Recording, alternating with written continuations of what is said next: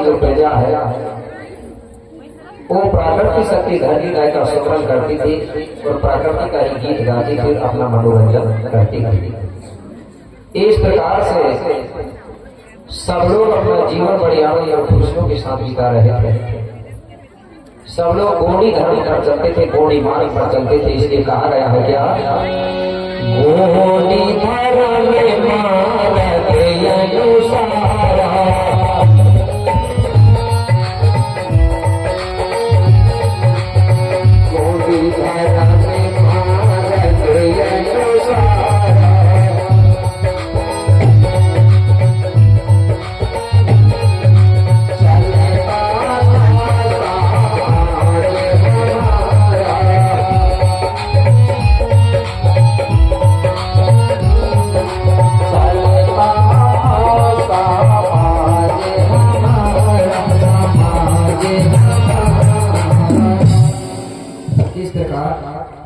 हमारा जो गोंडियन का समाज है वो पुणे मार्ग पर चलता था, इसलिए सुखी था। कुछ दिनों के बाद में हुआ क्या, एक गोंडवाना की धरती में अंगारा लैंड में रहने वाले, अंडो द्वीप के रहने वाले कुछ बाहरी लोग एक गोंडवाना की धरती में आए, 33 सागर पार करके। कहां से आए लोग? अंगारा लैंड गंडो द्वीप से 33 सागर पार करके। आपके स्कूलों में पढ़ा होगा सागर के बारे में। वही सागर पार करके कुछ लोग एक गोंडवाना की धरती में आ गए और आने के बाद वो लोग यही रहने लगे, धंधा व्यापार करने लगे। तो वो लोग जब यहाँ आए थे तो बताया जाता है कि उन्होंने महिला लेके नहीं आए थे, सिर्फ जेंट्स लोग, पितृ शक्ति ही आए थे। तो वो लोग आए तो अपने साथ में भेड़ बकरियां खच्चा ऊंट चराने के लिए आए और यही रह के वो धंधा करने लगे। इसलिए कहा गया है कि झूठ कपट से शंभुद्वीप का छीन लए अधिकार और बाहर से वो आए विदेशी गोंडवाना में करने को व्यापार। वो लोग व्यापार करने आए थे। इसको शंभुद्वीप भी कहा जाता था क्योंकि इसके राजा शंभु थे, इसको शंभुद्वीप भी कहा जाता है। तो झूठ कपट से शंभुद्वीप का छीन लए अधिकार और बाहर से वो आए विदेशी करने को व्यापार।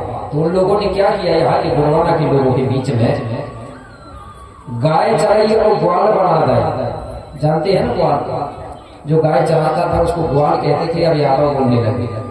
गाय चराई और ग्वाल बना दिया, मटका गढ़े कुम्हार और तेल बिकैया को तेली बना दे, लोहा पीटे लोहा और बिखरा दे गोंडवाना का परिवार। ये काम किया उन्होंने। सब गोंड थे, गोंडों से उन लोगों ने निकाला। जो लोहे का काम करता था उसको बोले लोहार है। अब वो लोहार भी नहीं कहता, वो सीधा विश्वकर्मा लिखने लगा। पता ही नहीं चलेगा विश्वकर्मा से कि कौन क्या काम करने वाला था। जो तेल का काम करता था उसको तेली बना दिया, वो लोग अब साहू लिखने लगे। जो बांस का काम करता था उसको बसोर बोलते थे, मटके का काम करने वाले को कुम्हार बोलते थे। इस प्रकार से उन लोगों ने काम के ऊपर नाम दिया और अलग अलग जातियां बना दिया और गोंडों का परिवार को पूरा बिखरा दिया। इसलिए आज लोग कहते कि नहीं हम गोंड नहीं है, मैं तो बोले साहू जी।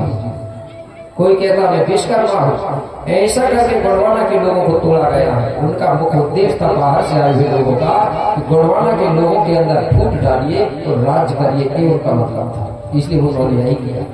तो सबसे पहले गोंडवाना के लोगों को 3 भागों में बांटा। वो 3 भाग कौन से, जिनको आज SC ST OBC कहा जा रहा, मतलब पिछड़ा वर्ग आदिवासी हर जगह। 3 भागों में बांटा पहले विदेशियों ने हमको। उसके बाद विदेशियों ने फिर क्या किया, लगभग हमारे बीच में फिर 6756 जातियां फिर बनाया। फिर टूट गए लोग, इसलिए यहाँ के लोग कमजोर हो गए। ये लोग लड़ रहे हैं 3 साल तो राज कौन कर रहा है। इस प्रकार से यहाँ के लोगों को तितर बितर किया। इसी प्रकार वो लोग भी पंडाल लगाने लगे ये गोंडवाना की धरती में, और वो भी उनके धर्म संस्कृति का प्रचार प्रसार करने लगे गोंडवाना की धरती में। और हमारे गोंडवाना के लोग उनके पंडालों में जाने लगे उनकी बात को सुनने लगे और उनके बताए मार्ग पर चलने लगे। और आज भी बहुत से लोग चल रहे कि नहीं चल रहे।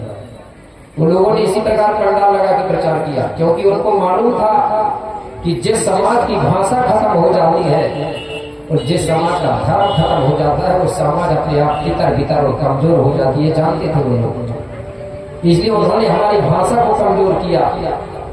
कैसे किया कि वो बोलने लगे मंचों में कि बोले तुम कौन लोग जो भाषा बोलते हो, बोले भूतों की भाषा है बोलते थे वो लोग। मैंने सुना हमारे गौड़ लोगों ने सोचे किया हमारी गौड़ी भाषा बोलते हैं, लोग कहते हैं भूतों की भाषा। कुछ गौड़ों ने इसी कारण से भाषा को बंद कर दिया बोलना, बोले ये भूतों की भाषा है।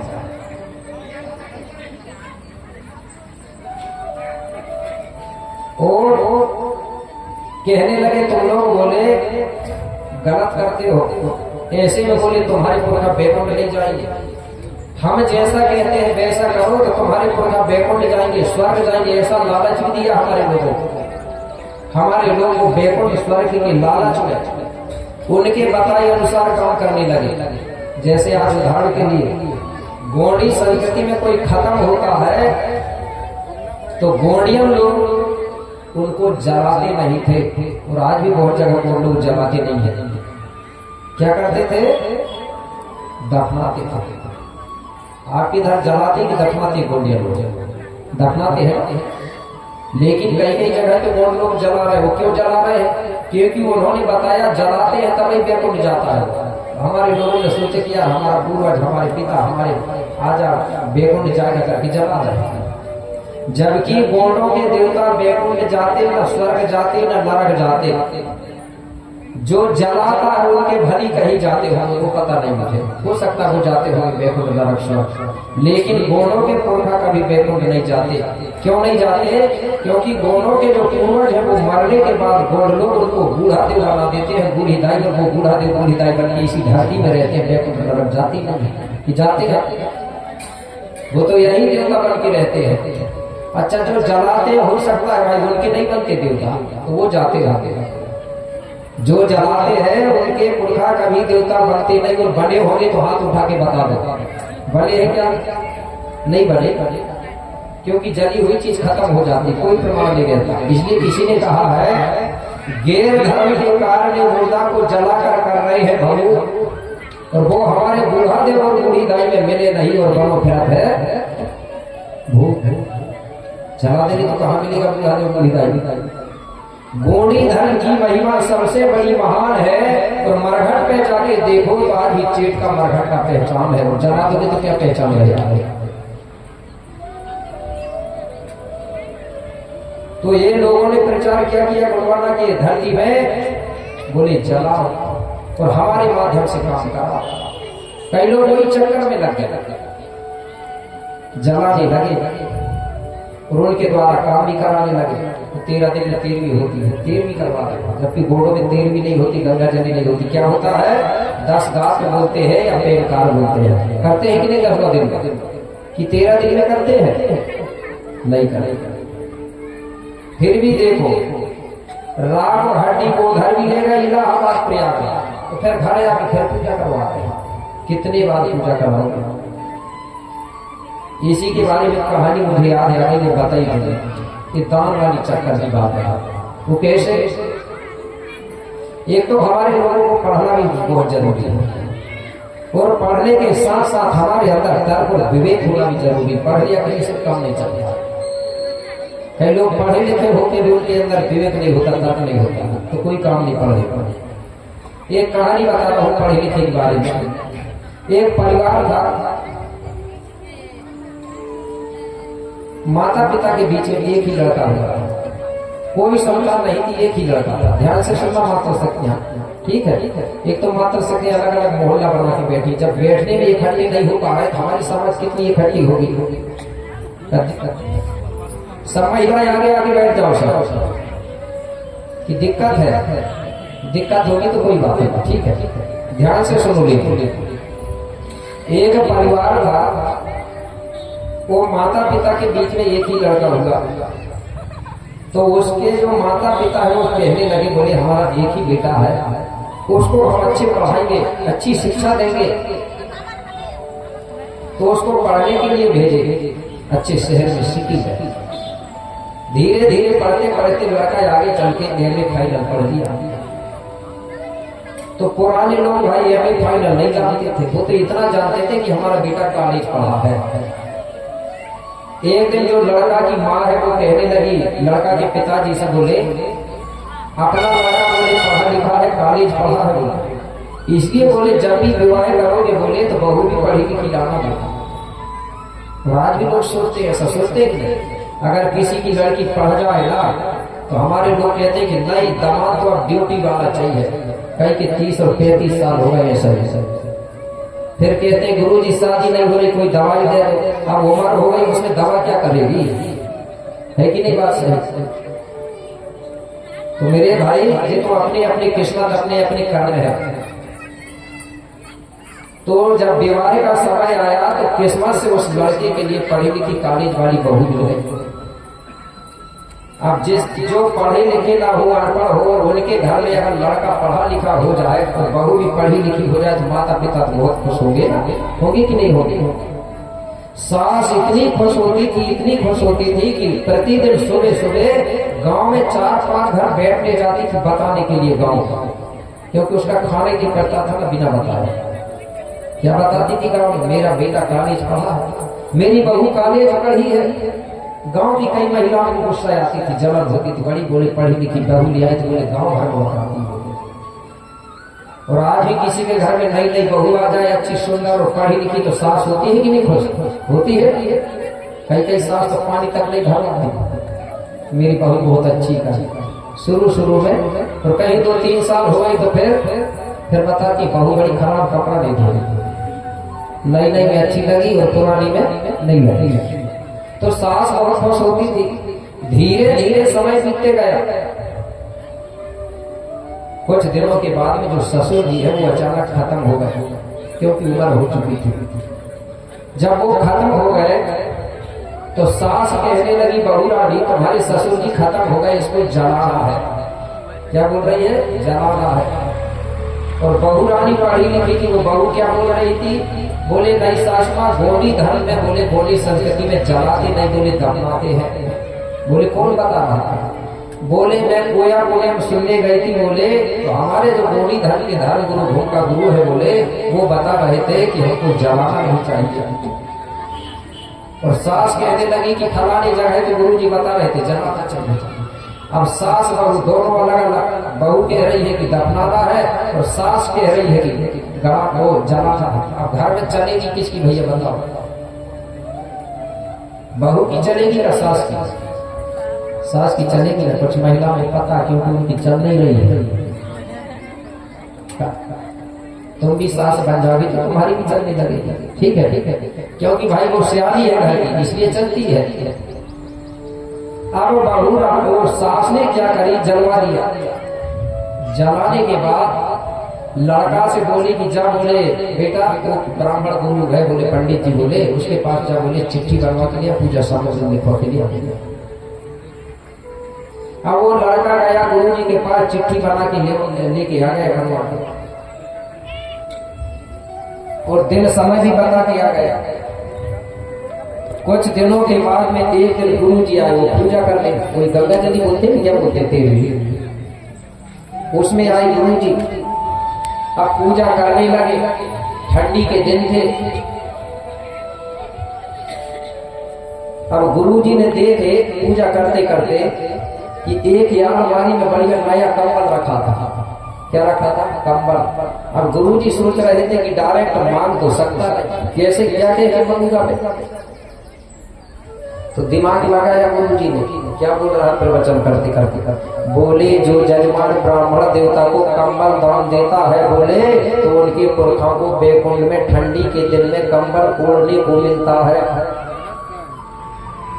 दाई ने सोची कि यार मेरा पति खत्म हो गया, वो बैकुंठ में ठंड में ना टूटे, ठंड ना लगे। वो दाई ने गई और वो अलमारी से नया कंबल उठा के लाई और गुरु जी को दान में दे दे। बोले लो गुरु जी कंबल दान में दे दे। अब गुरु जी सोचने लगे कि यार है अनपढ़, अच्छा जुगाड़ बनेगा। थोड़ी देर के बाद में गुरुजी ने देखे तो सामने एक गाय बांधी थी, बढ़िया मोटी ताजी दूध देने वाली। अब गुरुजी क्या कह रहे हैं, बोले जो जजमान ब्राह्मण देवता को गौदान करता है, बोले तो उनके पूर्वजों को बोले बेतड़ी नदी में, बोले जब बेतड़ी नदी पार होती है तो गौ के पूंछ पकड़ के बोले गौ पार कराती है, बोले और अंत समय में बैकुंठ में बोले उनके पुरखों को घी दूध खाने को मिलता है। दाई ने सोची कि यार जो दादा यहाँ घी दूध खाता था, बैकुंठ में दूध घी के लिए ना तड़पे। वो गाय बांधी थी, वो गाय को कहने लगे, बोले गुरुजी बोले जब गाय मैंने तुमको दान में दी, वो गाय भी दान में दे दी। अब गुरुजी पूजा पाठ करके चले गए। 2-4 दिन के बाद में वो दाई बोली बेटा से, बोले बेटा एक काम कर, बोले जब गाय हमने गुरुजी को दान में दे रहे हैं, बोले तुम गाय को उसके घर पहुंचा के आ जाओ। लड़का ने लाठी निकाला, गाय को छोड़ा और गुरुजी के घर पहुंचा के आ गया। अब गुरुजी रोज गाय का दूध निकालते तो दूध घी खा रहे हैं, बढ़िया यश कर रहे हैं। अब इधर घर में बहू रानी का दिमाग खराब होता था सास के ऊपर। अब पढ़ी लिखी थी, सोच रही थी कि सास को कैसे सुधारूंगा, झगड़ा करके तो सुधार नहीं सकती, दिमाग से सुधारूंगी। बोले एक दिन बहू रानी सुबह सुबह सास के पास पहुंची और हाथ जोड़ के कहने लगी, बोले सासू माँ आज बोले मेरे स्वप्न में ससुर जी आए। बोले क्या बोल रहे थे? ससुर जी बोल रहे थे कि तुमने जो गाय दान में दी है वो गाय दूध कम दे रही है। बोले काय दे रही कम? बोले उधर बैकुंठ में जमीन नहीं है, चारा घास नहीं होता, बोले इसलिए दूध कम दे रही है। तो क्या करें? बोले कुछ नहीं, ससुर जी कह रहे थे कि 2-4 एकड़ जमीन और दे देती तो उसमें चारा घास होता, उसमें गाय चरती तो दूध अच्छी देती। दाई कहने लगी ठीक है, बोले कोई बात नहीं। लड़का को बोला बेटा इधर आ, बोले जा, बोले गुरुजी को बुला के ला। बोला मेरे भाई वो लड़का गया गुरुजी के पास, गुरुजी को बुला के लाए। गुरुजी कहने लगे हाँ अम्मा जी क्या काम है? कुछ नहीं गुरुजी बोले बैकुंठ में बोले जमीन नहीं है, चारा घास नहीं होता, गाय दूध कम दे रही है। बोले जब जमीन दिख रही 4-5 एकड़ जमीन तो मैं दान में दे रही ही नहीं। वो 4-5 एकड़ गुरुजी को दान में दे दिया। अब गुरुजी ने दान में ले ली और चले गए। अब वो जमीन में चारा घास होता था तो गुरुजी वहां गाय लाते थे, चारा चराते थे, गाय का दोगुना दूध देने लगी। पहले 1 देती थी, फिर 2 लीटर देने लगी। अब गुरुजी खुद भी दूध खा रहे हैं और घर के भी खा रहे हैं, बिता रहे खुशी से समय। अब इधर बहू रानी का दिमाग खराब हो रहा था। 2-4 दिन के बाद में बहू रानी फिर अपने ससुर को सास के पास पहुंची और हाथ जोड़ के कहने लगी सासू माँ ससुर जी आज फिर आए थे स्वप्न में। बोले सास कहने लगी मेरा पति था, बोले मेरे स्वप्न में एक दिन नहीं आ रहा हो, बोले तुम्हें कहा आता होगा। क्या बोल रहे थे? आज कह रहे थे ससुर जी कि तुमने जो गाय दी है वो बहुत दूध दे रही है, मैं रोज दूध घी खा रहा हूँ और बैकुंठ में आराम से रह रहा हूँ, लेकिन अकेला मन नहीं लग रहा। कह रहे थे अकेला मन नहीं लग रहा। तो क्या कह रहे थे? कह रहे थे कि बहू रानी तुम्हारी सास को और भेज दो बैकुंठ, तो हम दोनों रहे हैं। कह रहे थे। अब सास कहने लगी कैसे कैसे जाऊंगी? बोले बहू रानी कहने लगी जैसी जमीन गई है, जैसी गाय गई है, वैसे तुम भी चली जाओगे। तो सास कहने लगी बोले जो गाय गई है, बोले वो तो गुरु जी के पास गई, जमीन भी गुरु जी के पास, मैं भी जाऊंगी तो गुरु जी के पास। तो देखो बेटा कहाँ है? बात समझ आई का नहीं आई?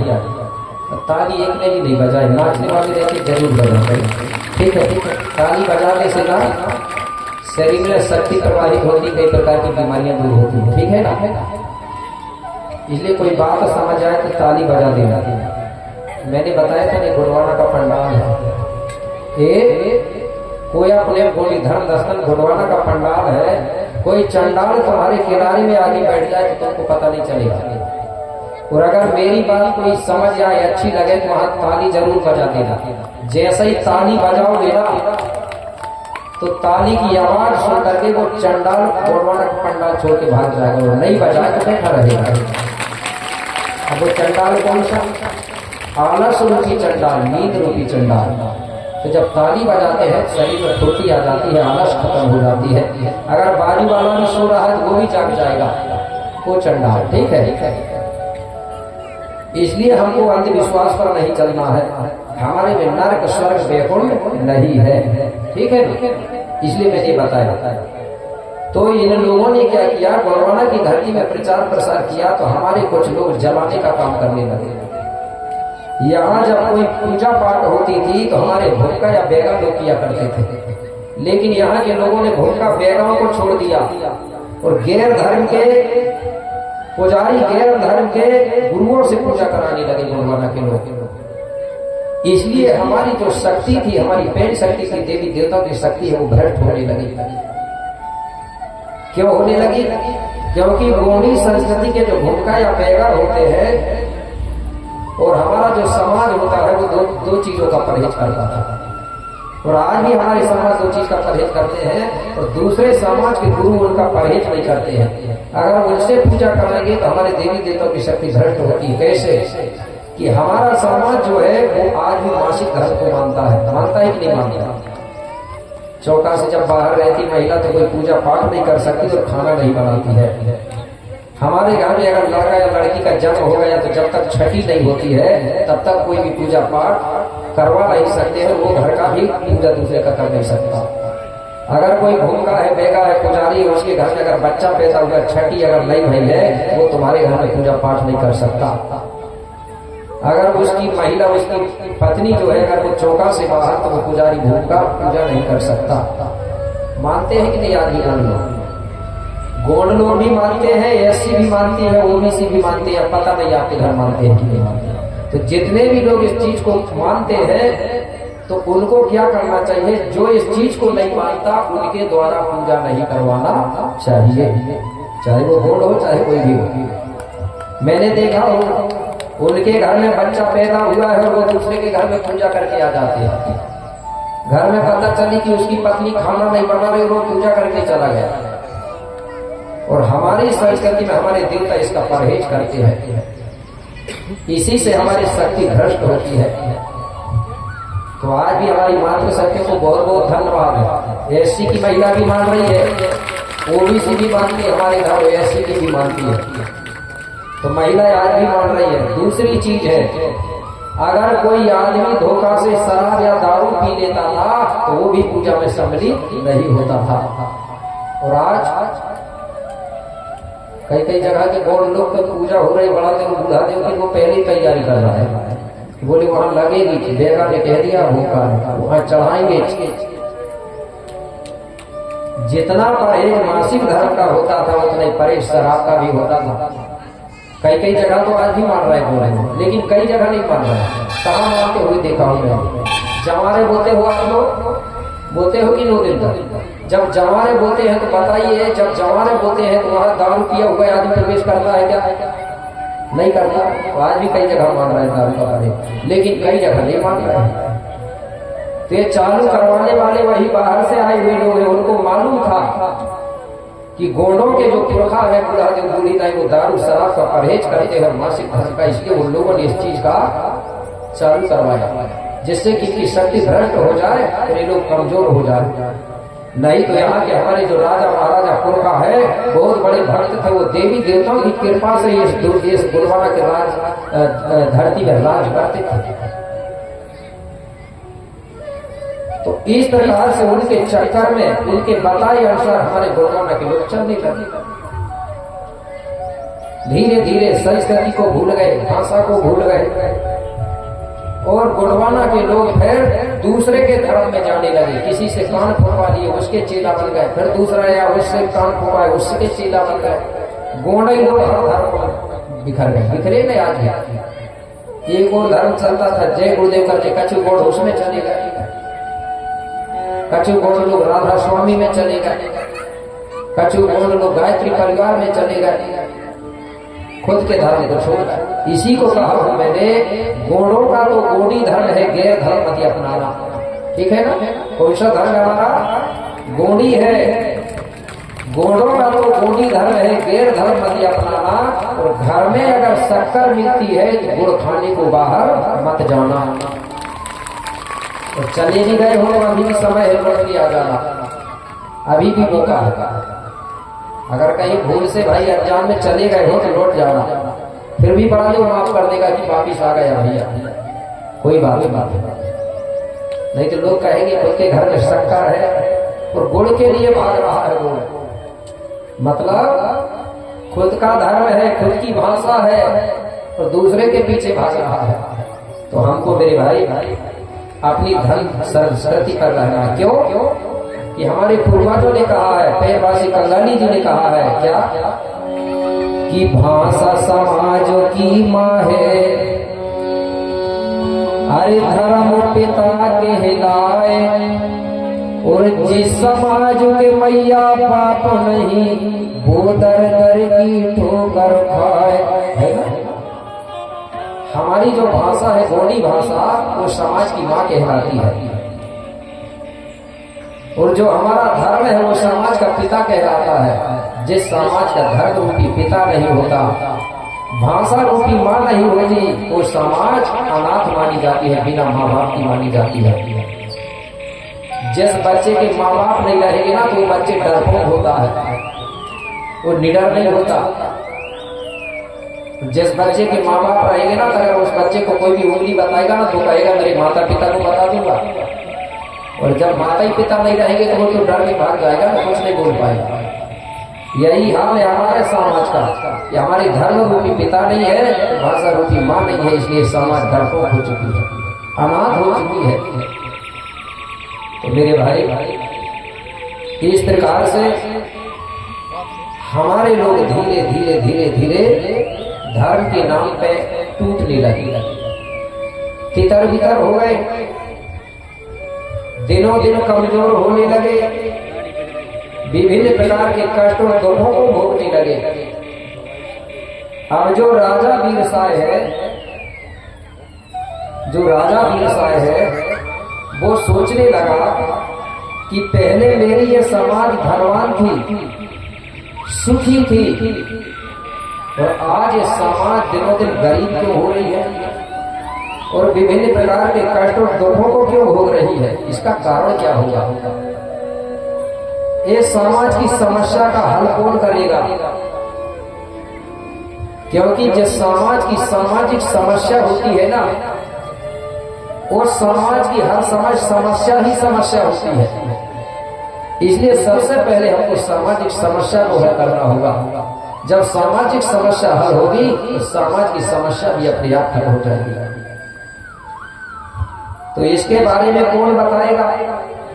अब वीरसाय सोचने लगा, हम गोंड है और गोंडी धर्मी लोग हैं, गोंडी भाषा बोलने वाले हैं, तो हमको भी गुरु गोंडी ही चाहिए, क्योंकि हम गोंड है और दूसरे धर्म के गुरु को बुलाएंगे तो हमारे बारे में थोड़ी बताएगा, नहीं बताएगा। अगर हम गोंडी धर्म को मानते हैं और मुस्लिम धर्म के गुरु को बुला के गोंडों के बारे में पूछेंगे तो बताएगा क्या, नहीं बताएगा, क्योंकि वो गुरु है मुसलमानों का, तो मुस्लिम के बारे में बताएगा। तो बोले गोंड गुरु को बुलाना चाहिए। तो राजा वीरसाय ने जो गोंडी गुरु था, जिसको गुरु विक्रमदेव के नाम से जाना जाता था, गुरु विक्रमदेव को निमंत्रण दिया, खबर दिया, जैसे कि आप लोगों ने मुझे खबर दिया कि गुरुजी हमारे कल का समय आए, इसी प्रकार राजा ने भी निमंत्रण दिया और पूरी चंद्रपुर चांदागढ़ की प्रजा को भी बताया, तो पूरी प्रजा भी आई। तो एक दिन की बात है, राजा अपनी समाज सहित अपने गुरु विक्रमदेव के साथ बैठते हैं। जब गुरु आया तीनों कैसे, अरे एक दिवस सब सहित समाजा, सहित समाजा, एक दिवस सब सहित समाजा,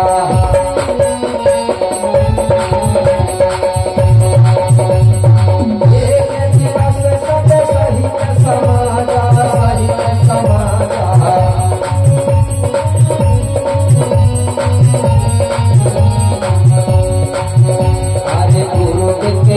संग बैठे महाराजा, गुरु विक्रम संग बैठे महाराजा, एक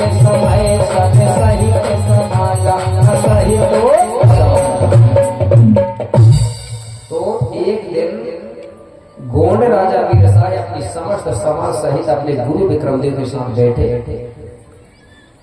उसी समय राजा वीरसाय हाथ जोड़कर अपने गुरु के सामने खड़ा हो गया, विक्रमदेव के सामने, और गुरु विक्रमदेव से निवेदन करते हुए कहने लगा, गुरुदेव, ये मेरी जो समाज है पहले धनवान थी, सुखी थी, और आज ये समाज दिनों दिन गरीब होते जा रही है, विभिन्न प्रकार के कष्ट और दुखों को भोग रही है।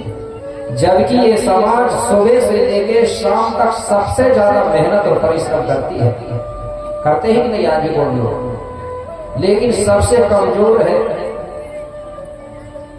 इसलिए गुरुदेव, मुझे और मेरी समाज को ऐसा रास्ता बताइए कैसा कि सत्य मार्ग देव गुरु बतलाई, और जीव जगत की हो भलाई। बोले गुरुदेव, ऐसा मार्ग बताइए कि जिस मार्ग पर अगर हम चले, मतलब जिस मार्ग पर चलने से धरती में रहने वाले समस्त जीव प्राणी, धरती में रहने वाला समस्त समाज, चाहे कोई भी समाज हो, सबका भला होना चाहिए, ऐसा रास्ता हमें बताइए। तो गुरुदेव कहने लगे, बोले राजा कि वीर साहे तुम धन्य हो, और धन्य तुम्हारे विचार, और जीव जगत का आपने की कर दीना उद्धार। बोले राजा, तुम धन्य हो, क्यों? तुम अपने खुद की भलाई के लिए नहीं पूछ रहे हो, धरती में रहने वाले समस्त जीव प्राणियों के लिए, और एक समाज के लिए नहीं, धरती में रहने वाली समस्त समाज की भलाई के लिए तुम मार्ग मुझसे पूछ रहे हो, इसलिए तुम धन्य हो राजा। तुम्हारे जैसे राजा कभी होगा न कभी हुआ। सब राजा तो अपने अकेले के बारे में सोचते हैं, लेकिन तुम तो समस्त समाज जीव प्राणियों के बारे में सोच रहे हो, इसलिए तुम धन्य हो। और मैं भी आप लोगों को धन्यवाद दे रहा हूं। क्यों? कि यहाँ जो कार्यक्रम हो रहा है, जो लोग करवा रहे हैं, उन्हीं अकेला का भला नहीं होगा, इससे समस्त सारा समाज का भला होगा। लेकिन होगा का, जो रास्ता मैं बताऊंगा उस रास्ते पे चलोगे, तब सुनने अकेले से नहीं। तो गुरु विक्रमदेव ने कौन सा मार्ग बताया राजा वीरसाय और समाज को? बोले महाराज सुनो। बोले राजा, प्राकृति फड़ा पहने पूजा, प्राकृति फड़ा पहने पूजा, प्राकृति फड़ा पहने पूजा,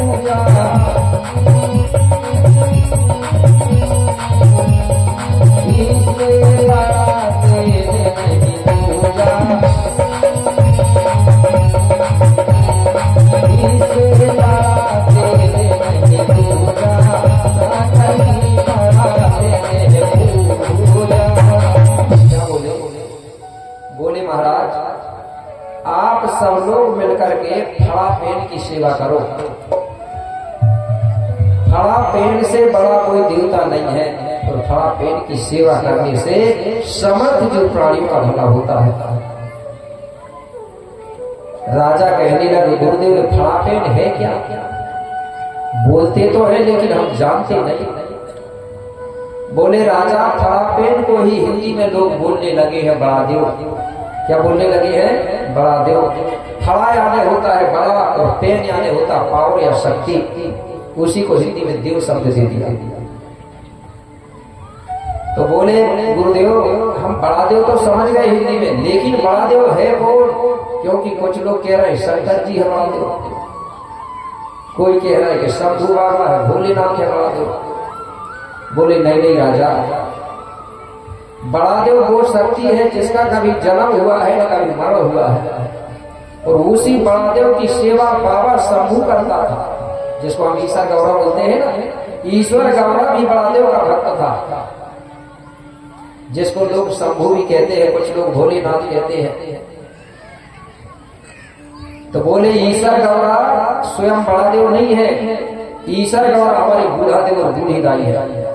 क्या है हमारे बूढ़ा देव और बूढ़ी दाई है। क्योंकि घोड़ों में व्यवस्था है, जब तक हम जिंदा रहते हैं उसको बेड रूप में मानते हैं, और जब कोई खत्म हो जाता है तो उसको देव बना देते हैं, तो उसको हम बूढ़ा देव कहते हैं, और जो महिला होती है उसको बूढ़ी दाई देव मानते। मानते कि नहीं मानते?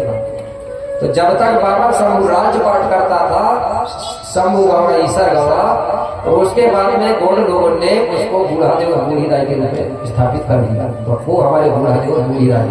तो वो बूढ़ा देव बूढ़ी दाई भी किसके भक्त थे? बाबा शंभू और गौड़ा बड़ा देव के भक्त थे। क्योंकि मैंने के हम चौपाई में लिखा, क्या लिखा? अरे अखंड साधना शंभु ने कीन्हा, शंभु ने कीन्हा। शंभु कौन है? वही ईश्वर वाला, ठीक है ना? अखंड साधना शंभु ने कीन्हा, शंभु ने कीन्हा। हरि देव ज्ञान बड़ा देव ने कीन्हा, दिव्य ज्ञान बड़ा देव ने कीन्हा।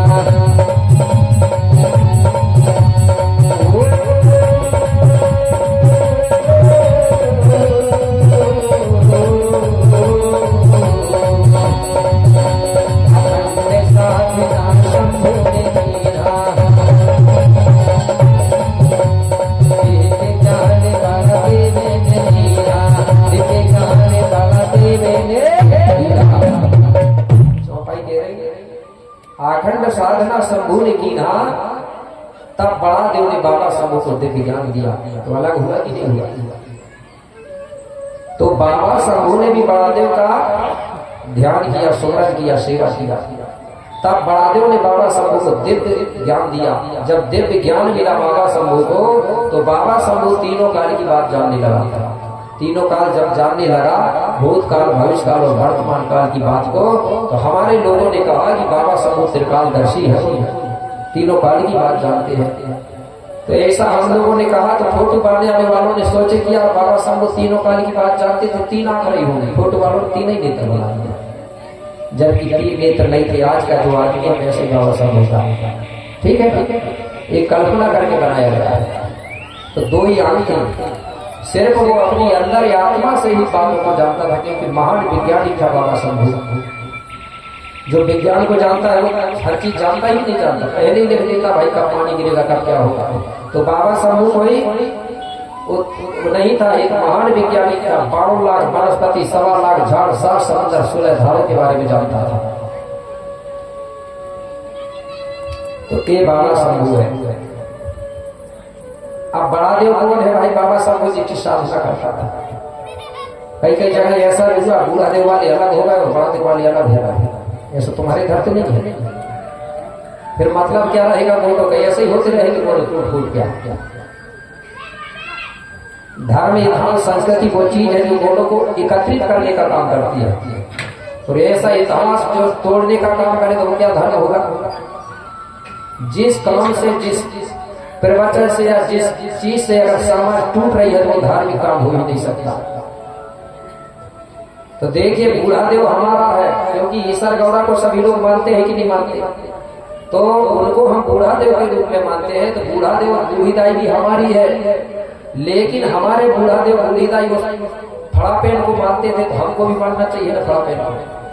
क्योंकि फड़ापेन वो शक्ति है जिसके बिना कोई जिंदा नहीं रह सकता। और उस बड़ा देव का जन्म नहीं हुआ है ना मरण हुआ है। तो कौन है वो बड़ा देव? इसके बारे में एक चौपाई लिखी है, आपने रामायण में पढ़ा होगा, तुलसी की रात, उसमें भी चौपाई को लिख दिया गया है। और कई लोगों के मुख से भी प्रवचन में सुने होंगे। क्या लिखा है?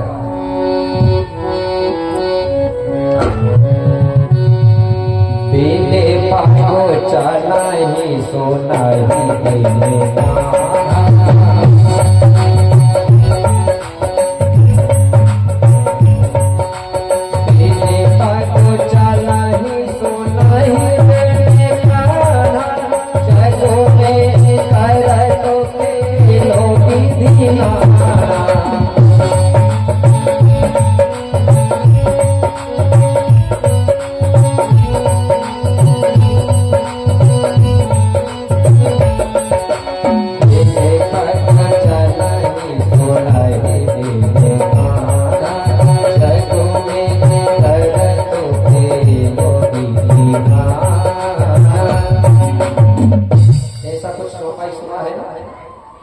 चौपाई कह रही बिन पग चलहि सुनहि बिन कान्हा। जिसके हाथ नहीं है, पांव नहीं है, फिर भी वो बिना पांव का चलता है और बिना हाथ का दुनिया में विभिन्न प्रकार के काम करता है,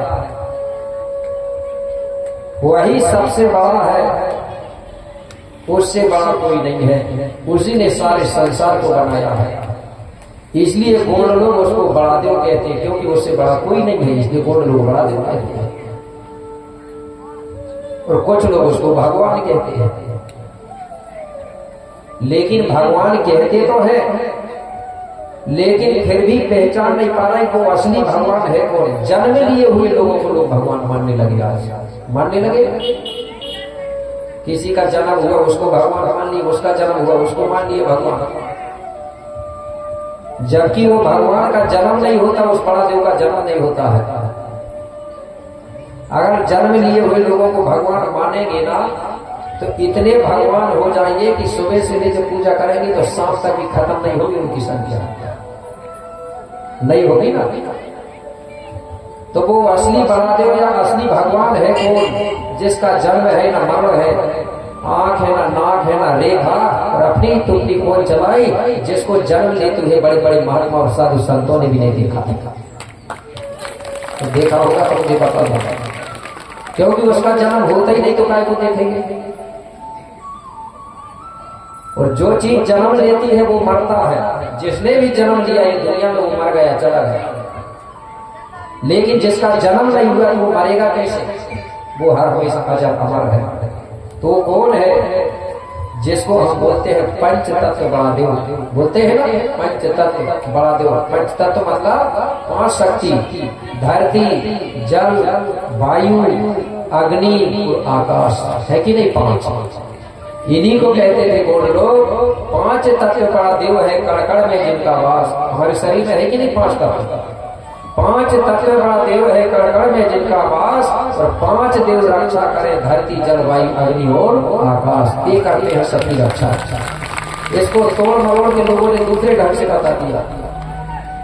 चाहे वो मुसलमान हो, चाहे ईसाई हो, चाहे हिंदू हो, चाहे कौन हो, कोई भी धर्म का आदमी हो, ये पांच देवता सबकी रक्षा करते हैं। इन्हीं को लोगों ने भगवान कहा। भगवान कैसे क्यों कहा? कि भगवान अगर हम लिखेंगे तो भगवान में भी पांच अक्षर आते हैं। कितने अक्षर? पांच। पहला अक्षर आएगा भा, दूसरा आएगा गा, वा के बाद में आका डंडा, आखिरी में शब्द आएगा ना। हो गए ना? भा, गा, वा, आका डंडा, आखिरी में ना, भगवान। तो पहला जो अक्षर है भा, भा का मतलब होता है भूमि, भूमि यानी धरती, मिट्टी तत्व। हो गया। दूसरा अक्षर है गा, गा का मतलब होता है गगन, गगन यानी आकाश तत्व, आकाश दूसरा। गा के बाद में वा शब्द आया, वा का मतलब होता है वायु, वायु यानी हवा, वायु देवता। वा के बाद में आका डंडा लगा है, आका मतलब होता है अग्नि तत्व, अग्नि देवता। होता ही नहीं होता अग्नि देवता। आखिरी में शब्द आया है ना, ना का मतलब होता है नीर, नीर यानी जल तत्व या जल देवता। हो गए कि नहीं? पांचों देवता। इन्हीं पांचों को भगवान कहते हैं। तो लोग किसको बता रहे हैं? भगवान जन्म लिए हुए राजा महापुरुषों को भी भगवान बोलने लगे, उनको हम महापुरुष कह सकते हैं। तो मेरे भाई, ये पांच तत्व शक्तियां हैं, इन्हीं को लोग भगवान कहते हैं। लेकिन गोंड लोग पांच शक्तियों को सामूहिक रूप में पंच तत्व बड़ा देव कहते हैं। तो जान गए बड़ा देव? समझ गए कि नहीं? ये बड़ा देव है। पांच देवताओं को भी मानने वाला कौन है? गोड़ लोग है, हम ही लोग हैं। और बूढ़ा देव को मानने वाला भी कौन है? हम ही लोग हैं। फिर अलग अलग काय हो रहे भाई? सबसे पहले हम बड़ा देव को भी मानते हैं और फिर बूढ़ा देव को भी मानते हैं। मानते हैं कि नहीं मानते? इसलिए अलग अलग होने की जरूरत नहीं है। ठीक है, आप समझ गए बड़ा देव? ये पांच देवताओं का हाथ पांव नहीं है। ये जो पांच देवता है इनके हाथ पांव नहीं है कि देखा है किसी ने? जल देवता के पांव देखे हैं कि किसी ने? नहीं देखे ना। लेकिन जल देवता चलता ही नहीं चलता। पानी गिरेगा नदी में जाके देखोगे, ऐसा लगता है कि जल देवता चल रहा है, दौड़ रहा है, भाग रहा है। धरती के पांव नहीं है, लेकिन ये धरती का सूर्य देव की परिक्रमा कर रही है बिना पांव की। पढ़ाई नहीं स्कूलों में। और वो भी उल्टी नहीं घूम रही है, दाएं से बाएं घूमती है। इसलिए गोंड लोग जो भी पूजा करते हैं तो दाएं से बाएं पानी सारते हैं। हमारी माता सखियां जत्ता घुमाती, जत्ता जानती है ना, चकिया, गोटी में जत्ता बोलते हैं। सभी महिलाएं चाहे वो कोई भी समाज को, सब महिला दाएं से बाएं चकिया घुमाती थी और आटा अच्छा गिरता था। उल्टा घुमाती तो आटा कम गिरता था। अब बताइए उल्टा काम करेंगे तो घाटा होगा कि नहीं होगा? इसलिए हमारे संस्कृति में जब पानी चढ़ाते हैं तो ऐसा दाएं से बाएं, जब